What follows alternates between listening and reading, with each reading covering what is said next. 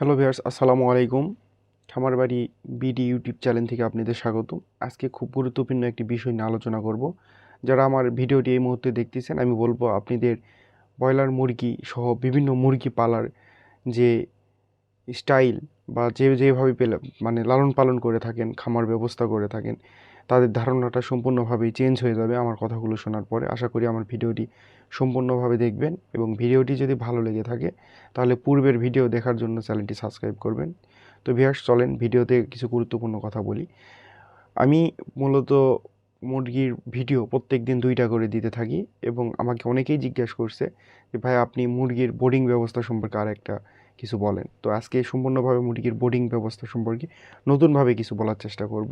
আগে ভিডিওতে আপনারা অবশ্যই যা দেখছেন এবং পাইছেন সেগুলো যদি মনে থাকে তো ভালো, আর যদি না থাকে তো ভিডিওগুলো আরেকবার দেখতে পারেন।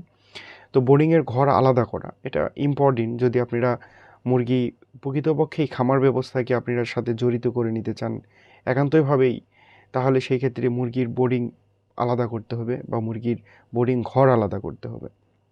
একটা বোর্ডিংয়ে যখন আপনি বাচ্চা নিয়ে আসবেন, আপনি হয়তো 1000 বাচ্চা নিয়ে আসলেন, বাচ্চাকে 4 ভাগ করবেন, 240 থেকে 250টি মুরগি আলাদা আলাদা করে বোর্ডিং দেওয়ার চেষ্টা করবেন একটা বুডারের নিচে।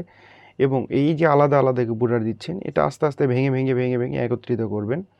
তার আগে আমি বলবো 200 থেকে 250 পিস মুরগির জন্য একটা বুডার করবেন এবং সেই বুডারে আপনি মুরগি জায়গার পরিমাণ হচ্ছে 4.5 থেকে 5 ফিট করবেন, স্কোয়ার ফিট 4.5 থেকে 5 স্কোয়ার ফিট করবেন একটা বুডারে। এইভাবে আপনারা যত মুরগি তুলবেন 250 করে আপনারা রাখতে পারেন। আর শীতের সময় বিশেষ করে অনেকেই মুরগির যেই বুডার থাকে সেই বুডারের উপরে চটের ব্যবস্থা করে। তো আমি বলবো আপনারা ভুল করেও কেউ মুরগির বুডারের উপরে চট দিবেন না, কারণ তাদের অক্সিজেনের ঘাটতি দেখা দেয়। আমরা যদি কোনো মেলায় বা কোনো বড় অনুষ্ঠানে যেখানে অনেক লোক সমাবেত হয়, সেখানে মোবাইল ফোনে নেটওয়ার্ক পায় না, সেখানে হয়তো অক্সিজেনের সমস্যা পড়েই, কিন্তু আমরা সেটা বুঝতে পারি না। কিন্তু মুরগির ক্ষেত্রে এমনটা হবে না, তারা অসুস্থ হয়ে পড়বে। তো ভিউয়ার্স, মুরগির পত্রিকা অবশ্যই আপনারা 3 দিন 5 দিন রাখতে পারেন, কিন্তু আমি 24 থেকে 72 ঘন্টা রাখি এবং আমার কাছে এটা পারফেক্ট মনে হয়। যেহেতু মুরগির মা নেই, সেহেতু যত্ন আপনাদের নিতে হবে। তাপের ব্যবস্থাটা করতে হবে, সুন্দরভাবে তাপ দিবেন, লাইটের ব্যবস্থা ভালো করবেন। মুরগি যখন ওয়ালের চারপাশে ছড়িয়ে থাকবে তখন বুঝবেন যে তাপমাত্রা বেশি হয়ে যাচ্ছে, মুরগির শরীর যেন ঘামে না, এই দিকটা লক্ষ্য রাখবেন। আরেকটা কথা হচ্ছে, ছোটো স্টার্টার যেই খাবারটা, এই খাবারের বাইরে কোনো খাবার দিবেন না এবং খাবারটা একটু টান দিয়ে দিবেন।